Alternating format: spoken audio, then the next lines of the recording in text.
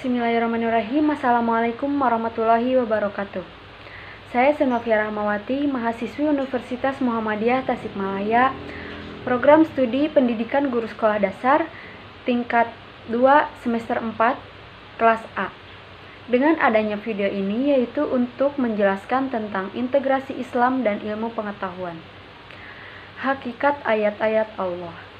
Al-Quran mengajak kepada manusia untuk merenungi berbagai kejadian dan benda-benda alam yang dengan jelas menunjukkan kepada keberadaan dan keesaan Allah beserta sifat-sifatnya.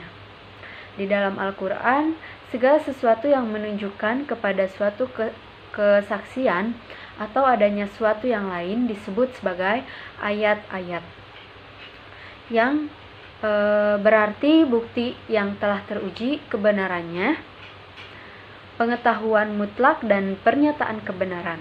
Jadi, ayat-ayat Allah terdiri atas segala sesuatu di alam semesta yang memperlihatkan dan mengkomunikasikan keberadaan dan sifat-sifat Allah.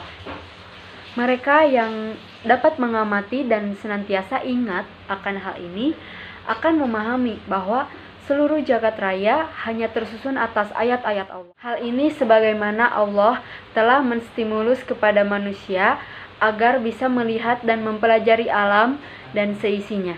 Karena dari sanalah Allah menunjukkan kebesarannya kepada para makhluknya dan dalam firman-Nya sebagai berikut. Katakanlah, perhatikanlah apa yang ada di langit dan di bumi. Tidaklah bermanfaat tanda kekuasaan Allah dan Rasul-Rasulnya yang memberi peringatan bagi orang-orang yang tidak beriman. Quran surat Yunus. Ayat dalam surat Yunus tersebut menggunakan kata memeriksa dengan nazar atau intidor.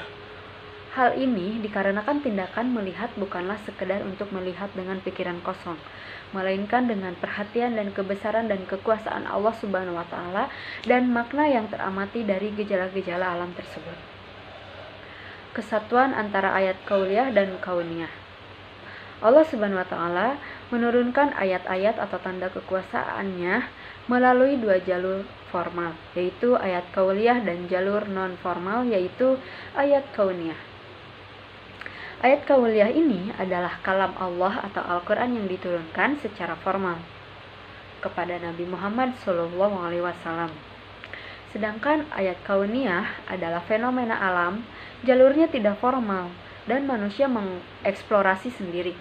Al-Quran Al-Karim yang terdiri dari 6.236 ayat itu menguraikan berbagai persoalan hidup dan kehidupan, antara lain menyangkut alam raya dan fenomenanya. Uraian-uraian sekitar persoalan tersebut sering disebut ayat-ayat kauniyah.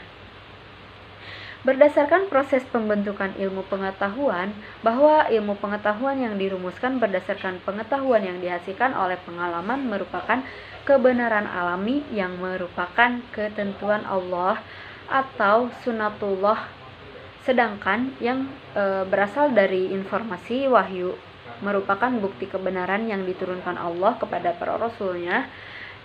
Dalam interkoneksitas dalam memahami ayat kauliyah dan kauniyah. Secara garis besar, Allah menciptakan ayat dalam dua jalan. Keduanya saling menegaskan dan saling terkait satu sama lainnya. Hal ini membuktikan bahwa kemampuan manusia untuk memahami keduanya adalah keniscayaan.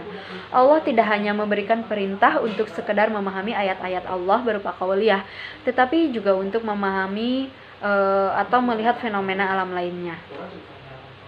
Alam adalah ayat Allah Subhanahu wa taala yang tidak tertuang dalam bentuk perkataan Allah untuk dibaca dan dihafal. Tetapi alam adalah ayat Allah yang semestinya dieksplor dan digali sedalam-dalamnya untuk semakin manusia mendekatkan diri kepada kemahakuasaan Allah Subhanahu wa taala. Bentuk interkoneksitas ini antara ayat kauniyah dengan ayat kauliyah didasarkan pada firman Allah sebagai berikut. Orang-orang yang mengingat Allah sambil berdiri dan atau sambil duduk atau dalam keadaan berbaring sekalipun, dan mereka memikirkan tentang penciptaan langit dan bumi secara berkata, "Ya Tuhan, Tiadalah Engkau menciptakan ini dengan sia-sia. Maha suci Engkau, maka peliharalah kami dari siksa api neraka. Quran Surat Ali Imran ayat 3. Cukup sekian video dari saya. Mohon maaf jika banyak kesalahan. Terima kasih.